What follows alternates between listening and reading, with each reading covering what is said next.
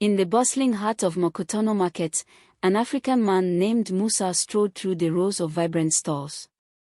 The sun blazed overhead, but the market was alive with energy, vendors shouting their offers, the aroma of roasted corn mixing with spices, and the hum of conversations filling the air. Musa, a tall and well-built man in his early 30s, was on his way to purchase supplies for his family when something caught his eye. A short distance ahead, an older woman, perhaps in her late 50s, was struggling to carry a heavy crate of sodas. Her face glistened with sweat, and her steps were labored as she tried to navigate the crowded path. The sight of her struggling tugged at Musa's heart. Without hesitation, he quickened his pace and approached her. "Mama, let me help you with that," Musa said, his voice warm and reassuring. The woman, clearly relieved, nodded. "Thank you, my son. It's heavier than I thought." Musa took the crate from her hands effortlessly, his muscular arms flexing as he adjusted its weight. The woman, whose name was Margaret, couldn't help but admire his strength and kind demeanor. As they walked together toward the parking area, Margaret found herself lost in thought. "What a fine young man," she mused silently. "Strong, kind, and handsome. I've been alone for too long. Maybe this is my chance to find happiness again." Musa carried the crate with ease, navigating through the busy market while Margaret walked beside him. Her car was parked at the edge of the lot, a sleek black sedan that stood out among the dusty vehicles around it. When they reached the car, Margaret pressed a button on the remote in her hand, and the trunk popped open with a soft click. Musa placed the crate carefully inside, ensuring the bottles were secure. As he closed the trunk, Margaret turned to him with a warm smile. "Thank you so much, my dear. You've been a great help." "My name is Margaret Mongi. What's yours?" "I'm Musa," he replied with a modest grin. "It's nice to meet you, Mama Margaret." Margaret's expression softened as she spoke again. "Musa, I've been alone for many years. My husband passed away in a road accident just a year after we got married. We had no children, and it's been a lonely journey since. But meeting you today has stirred something in me." Musa, slightly taken aback by her candor, remained silent, his dark eyes meeting hers as she continued. "You're such a strong and energetic young man," Margaret said, her voice steady but filled with emotion. "Your kindness has touched me deeply, and I can't help but feel drawn to you. I've been searching for a connection, and I believe fate brought us together today. I'd love for us to get to know each other better. Perhaps you could help me find happiness again. I dream of having a child, a baby boy, and I believe you could make that dream come true." Musa's eyes widened in surprise at her bold confession. He wasn't sure how to respond, but he could see the sincerity in her eyes. "Mama Margaret, I'm honored by your words," he said carefully. "But this is quite unexpected." Margaret smiled, sensing his hesitation. "Take your time, Musa." "Here," she said, reaching into her handbag and pulling out a sleek phone. "Could you give me your number? We can talk more tonight and share our thoughts."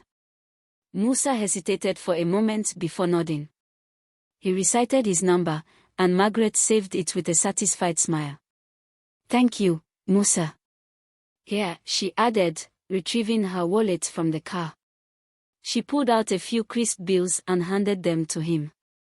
"This is just a small token of my appreciation. Please use it for yourself." "Thank you, Mama Margaret, but that's not necessary," Musa said, trying to refuse the money. Margaret insisted, pressing the cash into his hand. "I insist, Musa. You've been a blessing to me today." Before Musa could protest further, Margaret leaned in and planted a soft kiss on his lips.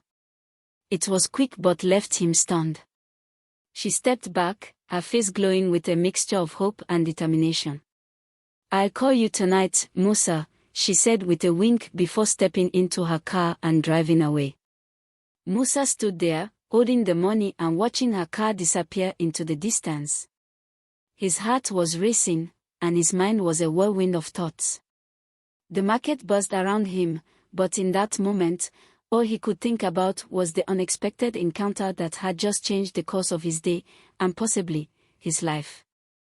Later that evening, Margaret sat in her cozy living room, her heart fluttering with anticipation. She picked up her phone, dialed Musa's number, and held her breath as it rang. On the other end, Musa, who had been lounging in his modest home, looked at his phone in surprise when Margaret's name flashed on the screen. He quickly answered. "Hello, Mama Margaret." Her voice was warm and cheerful. "Good evening, Musa. I hope I'm not disturbing you." "Not at all," Musa replied, his curiosity piqued. "It's nice to hear from you." Margaret chuckled softly. "I wanted to thank you again for helping me today. It's rare to meet someone as kind and thoughtful as you." "It was my pleasure, Mama Margaret." "Anyone would have done the same," Musa said humbly. Margaret's tone grew more serious. "Musa, I have to be honest with you. I feel a connection with you, something I haven't felt in years. I know there's an age difference between us, but I've come to realize that love doesn't care about such things. I truly admire you." Musa was silent for a moment, processing her words.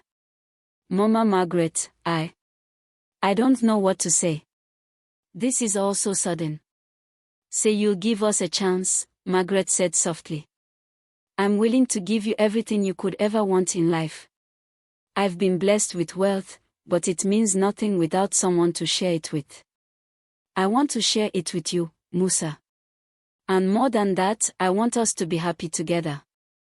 Musa's heart raced as he considered her words. He couldn't deny the kindness and sincerity she had shown him. "Mama Margaret, I'm willing to see where this leads," he said finally. Margaret's voice lit up with joy. "Thank you, Musa. That means the world to me. Will you come visit me tomorrow? I'd love to show you my home and spend more time together." "All right," Musa agreed. "I'll visit you tomorrow." Margaret's excitement was palpable. "Wonderful. I'll send you the directions." "Thank you, Musa. You've already made me so happy." As they ended the call, Musa couldn't help but feel a mix of emotions, curiosity, anticipation, and a hint of nervousness. Meanwhile, Margaret sat back with a contented smile, her heart filled with hope for what the future might hold. The following morning, Margaret woke up early, her heart filled with excitement. After preparing breakfast, she picked up her phone and called Musa to check on him. "Good morning, Musa. How was your night?" Margaret asked warmly. "Good morning, Mama Margaret. My night was peaceful. Thank you for asking," Musa replied, his voice calm but curious. "I'm eagerly waiting to see you today," Margaret said. "It's been a long time since I felt this happy." "Don't worry, Mama Margaret. I'll be there soon," Musa assured her. After the call, Musa finished his cup of tea, showered, and got dressed. He wore a crisp white shirt that highlighted his muscular build and a pair of dark jeans. Feeling ready, he stepped out and boarded a matatu, making his way to Margaret's address. On the other side, Margaret was in her luxurious home, unable to sit still. She kept glancing out the window, her anticipation growing with every passing minute. Will he like my home? Will he be comfortable? She wondered, her thoughts racing. Finally, a sleek black car pulled into her driveway. Margaret's heart skipped a beat as she watched Musa step out. She rushed to the door, opening it just as Musa reached the steps. Before Musa could say a word, Margaret wrapped her arms around him and kissed him. The unexpected gesture left Musa momentarily stunned, but he quickly relaxed, returning the embrace. Their lips met again, this time slower and more meaningful. In that moment, Time seemed to stand still as they both gave in to the emotions that had been building since the previous day. The world outside faded away, leaving only the two of them in each other's arms.